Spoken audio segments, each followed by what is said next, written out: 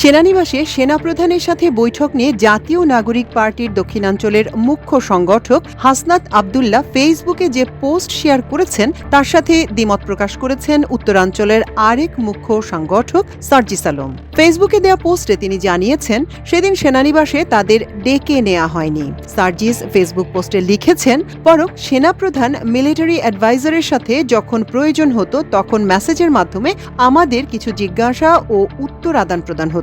সেদিন সেনাপ্রধান পিলখানা হত্যাকাণ্ড দিবসে অনেকটা কড়া ভাষায় বক্তব্য দিলেন এবং বললেন, ইনাফ ইজ এনাফ। তখন আমি সেনাপ্রধানের মিলিটারি অ্যাডভাইজারকে জিজ্ঞাসা করি, আপনাদের দৃষ্টিতে অনাকাঙ্ক্ষিত কিছু দেখেছেন কিনা? সেনাপ্রধানের বক্তব্য তুলনামূলকভাবে স্ট্রেইট ফরওয়ার্ড এবং হার্শ মনে হচ্ছে। তিনি আমাকে বললেন, তোমরা কি এই বিষয়ে সরাসরি কথা বলতে চাও? আমি বললাম, বলা যেতে পারে। এরপর সেদিন সেনাপ্রধানের সাথে আমাদের সাক্ষাৎ হয়। সেনা ভবনের সেই রুমে আমরা তিনজনই ছিলাম, সেনাপ্রধান, হাসনাত এবং আমি।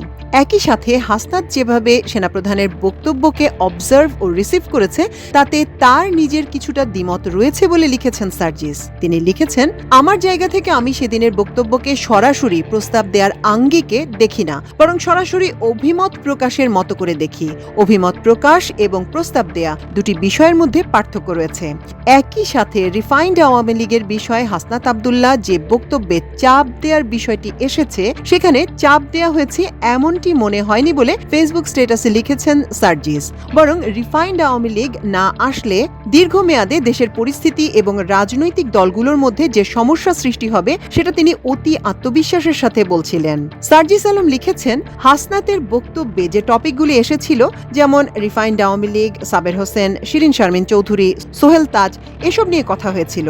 আওয়ামী লীগ ফিরে আসবে কিনা, এই ইলেকশনে আওয়ামী লীগ থাকলে কি হবে আর না থাকলে কি হবে, আওয়ামী লীগ এই ইলেকশন না করলে কবে ফিরে আসতে পারে কিংবা আদৌ ফিরে আসবে কিনা, এসব বিষয় নিয়ে কথা হয়েছিল। এসব সমীকরণে দেশের উপরে কি প্রভাব পড়তে পারে, স্থিতিশীলতা কিংবা অস্থিতিশীলতা কোন পর্যায়ে যেতে পারে, সেসব নিয়ে কথা হয়েছিল। কিন্তু যেই টোনে হাসনাতের ফেসবুক লেখা উপস্থাপন করা হয়েছে, আমি মনে করি কনভারসেশন ততটা এক্সট্রিম ছিল না। তবে অন্য কোনো একদিনের চেয়ে অবশ্যই স্ট্রেট ফরওয়ার্ড এবং সো কনফিডেন্ট ছিল।